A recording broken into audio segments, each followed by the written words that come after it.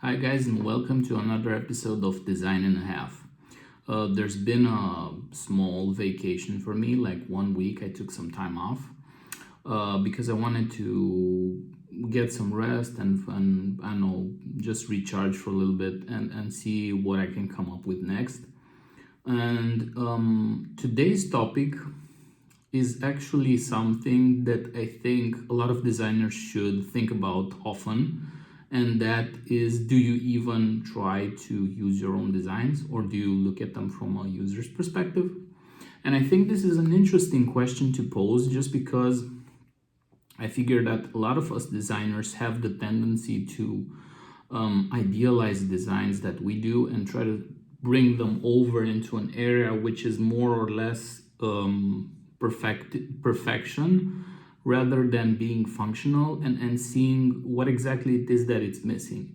And I think the best way to approach sort of this idealized type of design and to prevent it in a way is to use your own products and basically try to look at the things that you do from a user's perspective, from the perspective of a person who's actually going to consume whatever it is that you're doing. So for example, let's say you're a product designer, a physical product designer, and you have to design a mouse because that's the project that your company is working on, and you've been assigned this task. One of the things that I would do if I was such a designer is I would actually think of the mice that I currently possess, or actually try to buy more mice that are out there and study them and see what are some of their biggest shortcomings, and see a lot of user reviews, a lot of people who are discontent with a lot of mice, and see basically what those potential shortcomings are, so that I could probably address them within my own product.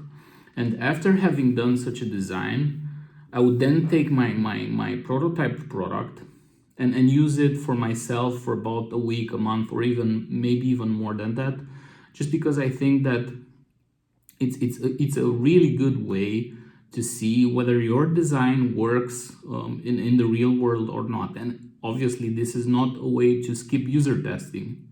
It's really not. And it's not even an excuse to skip user testing. No, what it is, it's actually a way for you as a designer to be in a way grounded, to be in a way more closer to actually the people that you're designing for, and try to put yourself in that mindset, in that situation that the person you hope would use it is, so that you can derive from the information that it gives you what sort of problems they are facing with, and what sort of shortcomings that your design is basically presenting to everybody else. And I think this is equally valid for a lot of products. We can talk about physical products, we can talk about digital products. It's all the same.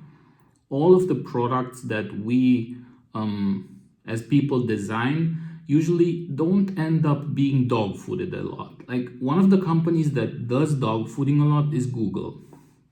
And I know that for a fact because I have an ex-colleague of mine working there, and he told me that Google uses the term, uses their own devices that they produce to dog food amongst themselves, to be able to find out whatever problems and issues the general public might have whenever they release something and consider it as ready for production, for example. And I think they're doing the smart thing, just because taking a product and basically dog fooding it, and dog fooding is a term that's being used in the industry, and basically what it says is it's saying that you should be eating your own dog food, the one that you produce, to be able to determine whether or not the dog food that you're producing is actually tasty or not. Obviously this is not necessarily the case with digital products, but you get the general idea of it. And the whole thing about dog fooding is that it can be extrapolated, and it can be used in a wider or broader sense for digital products as well as physical products, just because the concept in itself is the same. It's basically trying your own products and seeing where they potentially might fail with the general public, to be able to mitigate that failure before being in the situation that could produce those failures. For example, say you are producing those video boxes that are being attached to televisions, and you want to see how exactly they are working for a normal user. What you would probably do is take those things and bring them to your friends or your family and do field trials. And basically what those field trials are, you take those units, you give them to a lot of people and tell them, okay, I've just given you this. Your task to complete is basically unbox this device and make it functional. Put it on your TV, configure it, make it work. That's your basic task that you have to complete. And basically what those field trials are for is to study what the behavior of the people and what the biggest issues that they are faced with during those field trials. And field trials are actually something which is really, really common, especially in physical products as well as electronics, just because it's a really good way to gauge how regular users could perceive your product, whether it's super difficult to configure, it's approachable, does it have any defects, basically. And you would do that just by having a batch of products, which are basically normal off-the-shelf products that you would normally ship to a shop and sell, and take those products and give them to other people, to family or friends or relatives or known ones or whatever, and give them to configure and basically use in a normal scenario like they would do otherwise, like anyone would do. That's how you can basically tell if a product is going to be successful. And this mindset of testing stuff isn't necessarily only applicable to design. It's also applicable to to development as well, because in development there's this concept of test-driven development, where you actually create something, you create a piece of code, you test it, and actually that's when it gets implemented or gets committed into the trunk, where all of the information is stored and where the production code is stored. It's sort of the same with design when you're trying out different types of ideas to see whatever is working and whatever is not working. Basically, dogfooding them when they're in such an advanced stage is a good way to gauge success as well as potential failure points for a specific product. And I think in physical design as well as development, this is a concept that's really, really well embedded and has been so for a long time. Whereas, for example, if you're talking about UI design, if you're talking about UX design, if you're talking about, well, UX design not so much, because UX is actually more aimed towards users, so you're not necessarily one of them. You should probably be more neutral in this case scenario.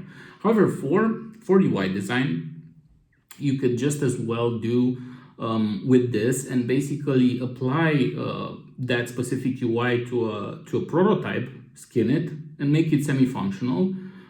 For example, use prototyping tools like Prototyper or I don't know, Flint or whatever, to create some sort of higher type prototype, interactive prototype that you can actually click and use and so on and so forth, and see how exactly it is that specific product reacts with other people as well.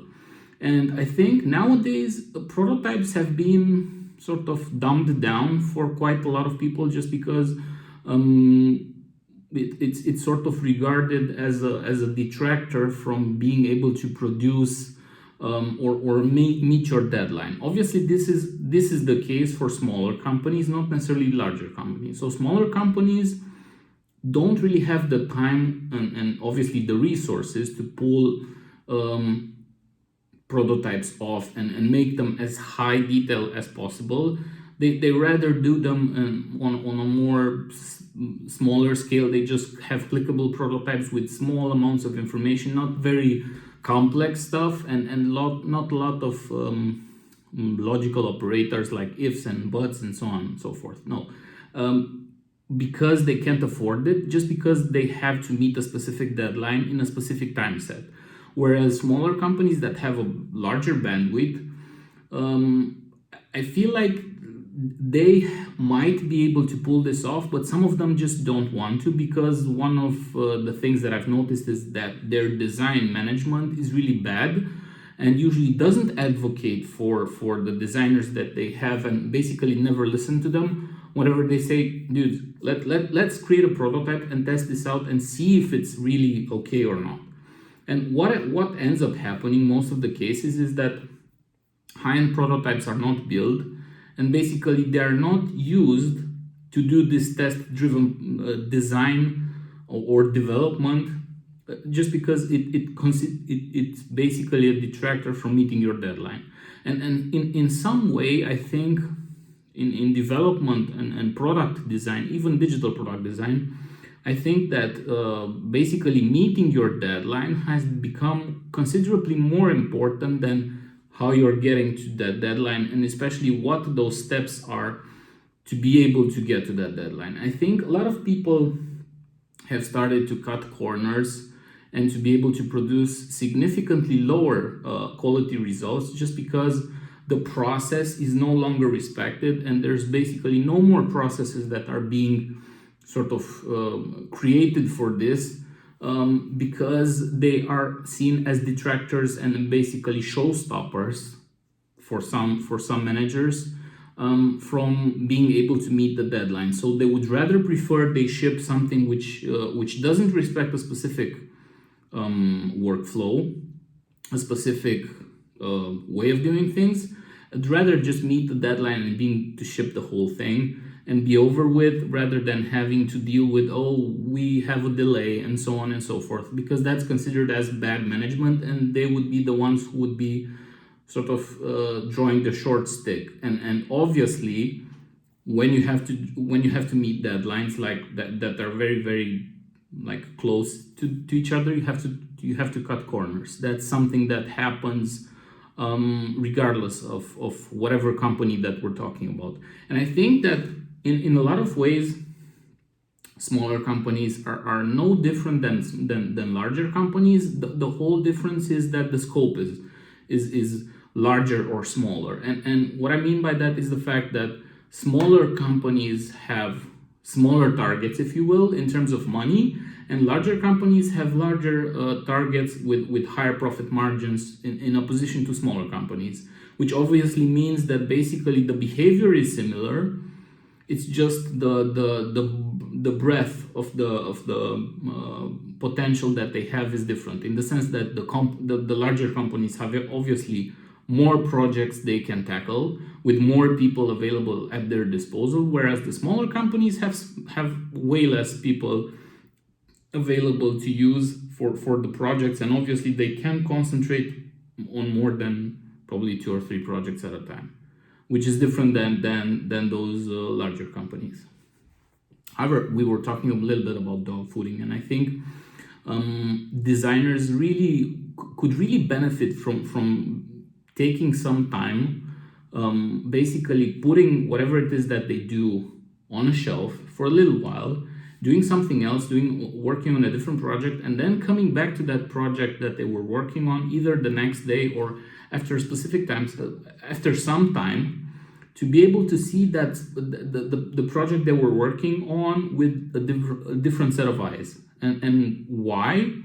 I think it's worthy to look at it from a different perspective, because usually what happens is that looking from a different perspective reveals different issues that you might have with that specific design, with things that you didn't notice before and so on. It's just useful for you as a designer to take some time off, do something else, and come back to whatever it is that you were doing and the project that you were tackling with later on, to be able to see it with a fresh pair of eyes and being able to determine what the shortcomings are, And perhaps even building prototypes, especially if you're a UI designer. I think it's really worthy to work on improving your prototyping skills. And basically, if you have the affordability to do so, create high fidelity prototypes to be able to work on them and actually use them for a while, or give someone else to use them out of your small circle of friends. I think it works wonders on you, especially if you're thinking about talking to them and actually asking for their feedback about, well, how do you think this was? Well, what did you like? What did you hate about this thing? What did you love about this thing? What are things that you would change, and why would you change them? Like that sort of approach, that UX approach of researching whatever it is that users are feeling about and thinking about the work that you've done, is really helpful to be able to create work which is basically tailored towards them rather than towards you, that is very ideal and very I know, good looking, but at the same time doesn't help them on the long run, and maybe even crosses some patterns that are related to accessibility, to contrast, to readability, and so on. Basically, whatever it is that would maybe impair usability, if you will. Okay, I hope you really like this topic, and if you would like me to expand on the subject, please let me know, comment on it, and I'll basically create another video on this and maybe expand the subject more if you think it's worthy and you would like to know more about this. Having said that, I wish you have an amazing evening. I would like to thank you so much for sticking with me for so far. Leave a comment or a thumbs up if you want to, and subscribe to this podcast if you enjoyed it. Goodbye, guys.